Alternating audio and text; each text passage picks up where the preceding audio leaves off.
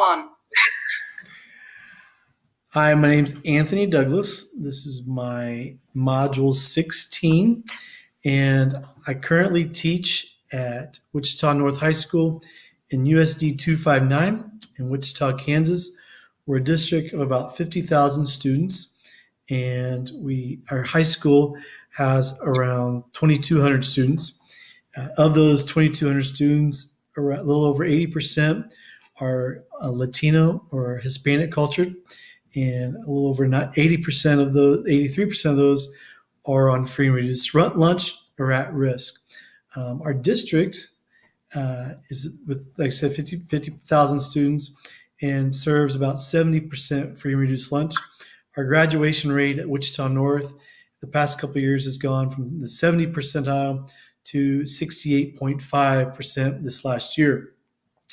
Our learning gap is obviously, and our achievement goal is to increase our graduation rate to 80% as a district over the next 3 years, and as a school to 75% over the next 3 years.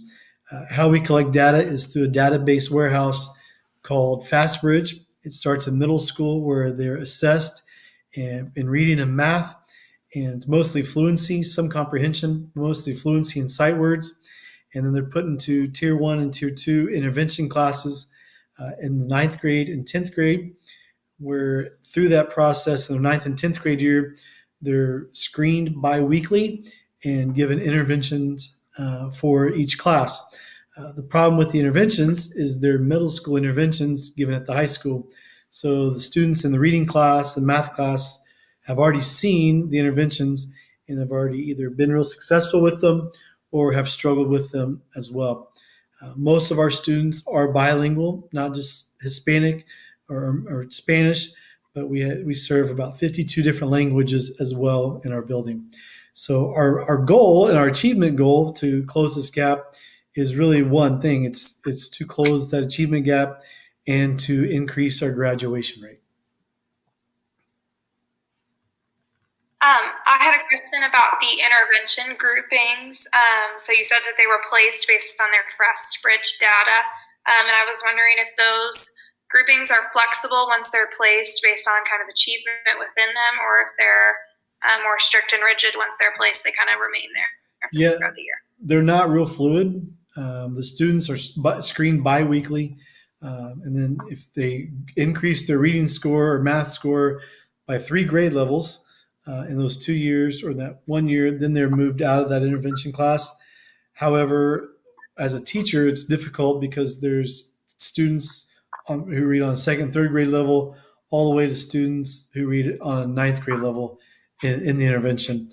But no, they're not moved unless they've shown that progress rapidly. Do you use data from local assessments as well? Yeah, the local assessments, we really don't. It's just really done by teacher or per teacher. And what's kind of sad or hurtful in this is that the teachers really don't have an opportunity to connect and share the data with everyone. I have 11 students in my intervention class and only have one in class because she's in a lower level English class than I teach.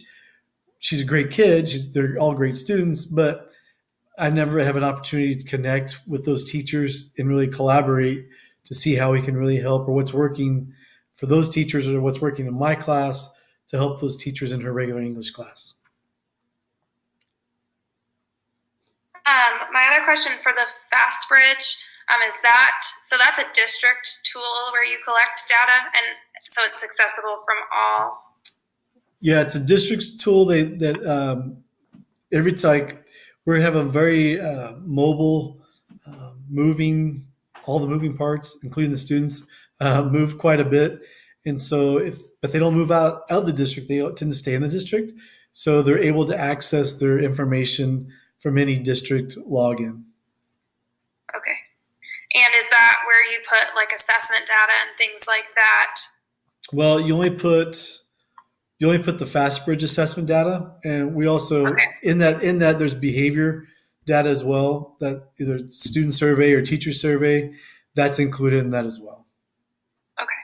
but no local assessments put in it. If there's one thing you could change with your data analysis, what would it be? To understand it. They give us the data, they show us the dots. We understand the dots, understand the graphs, but we don't all understand, okay, now what? What do you want us to do? What should this look like now? Where should they be? And how do we get there?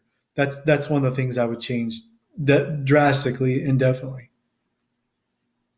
I also thought while he was asking that kind of, and you were saying you wanted to understand and do like what's next, do you guys have a sort of curriculum that you are supposed to be using with each intervention group, or is it up to the teacher to decide? Well, there's two at the high school reading level is really what I'm familiar with. There's only two options as far as curriculum goes, and they're middle school curriculum. And the students that are in my intervention class, tier 1 or tier 2, have already done it, and it's geared towards elementary or middle school students. And so it's not high interest at all or relative for the students. So it's really hard. And so a lot of times you get students like myself and others who just kind of throw mud at the wall to try to make things work and stick. And what we think is going to work best for those students in there. As far as I would think, and I mean, I've never had experience in high school, so I know it's very different than teaching in elementary, but I would say collaboration is a huge key piece, especially since you have multiple teachers who are also doing intervention with very similar students. That would be probably my first suggestion. And then my second would be to kind of find more of a common curriculum or common activities and things that could be done across the intervention groups and with specific students or students who have that one gap. You know, if their gap is fluency, everybody does this. If their gap is comprehension, everyone does this. Because then I think the growth and progress, they'd be able to take it from one class to the next, and it might just improve closing those gaps. Yeah, absolutely. That'd be great.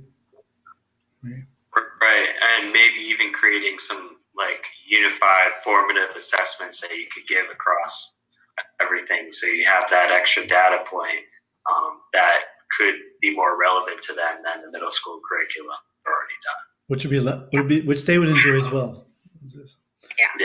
Yeah. All right, thank you guys.